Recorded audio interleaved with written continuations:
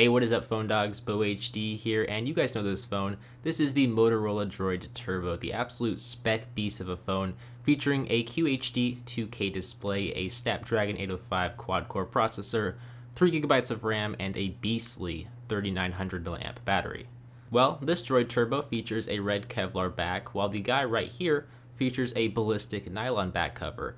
Now, both are different and are for two different types of consumers, so I want to voice my opinion of the two designs. But first, let's run through the overall design of the device. So on the front of the Turbo, we have a long strip of speaker on the very top of the device. This is a front-facing stereo speaker, which is really nice to see. The only complaint would be that it's not spread out, so you don't have one speaker on the top and one on the bottom of the phone.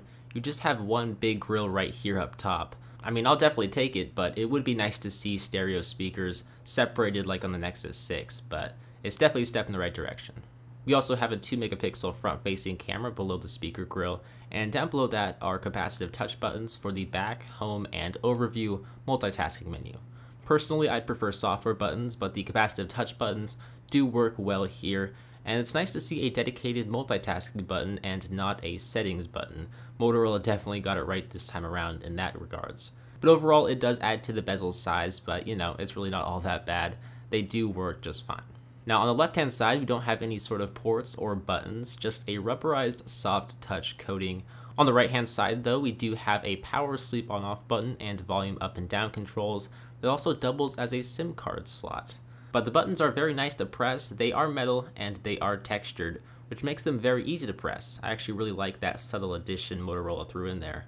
Now on top of that, we will find our 3.5mm headphone jack, and then on the bottom of the phone we will find the micro USB charging port, and that is about it as far as ports and buttons go.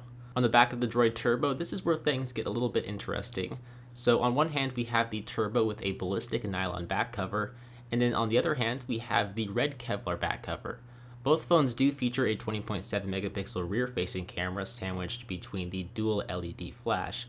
Now, I was using the red Kevlar back version of the DROID Turbo initially without ever trying the ballistic nylon version, and I really didn't like it that much. I really like texture, something that gives me some added grip, and the Kevlar version just doesn't really provide that. Granted, it doesn't feel terrible, it's just a bit slick.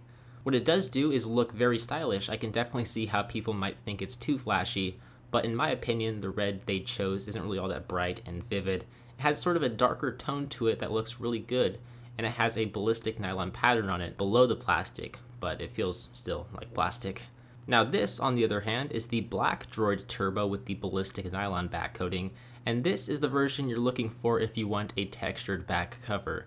The ballistic nylon feels very unusual in the hands for a phone, but it's unusual in a good way. It's just something that I'm not really used to, and I really love that about a phone. I'd say the texture sort of reminds me of a metal speaker grill, if that makes sense. But it feels good. It's definitely more subtle than the red Kevlar back cover. So basically, if you're looking for a stylish and a bit flashy looking phone, the Kevlar red DROID Turbo is the phone for you. But you know, if you want something that feels different in the hand with a more subtle look, I think you're really going to enjoy the black ballistic nylon version of the DROID Turbo if you're in the market for a turbo. Oh, and side note, the ballistic nylon version doesn't have any sort of Verizon tramp stamp at all around the phone, whereas the red Kevlar back version does, so that might be something you might seriously want to consider. So hopefully this helps someone out there who is not sure about which version of the DROID Turbo to go with. As always guys, I'm Beau HD from PhoneDog.com. I hope you guys enjoyed this video. Thank you for watching, and I will see you guys in the next one. See ya.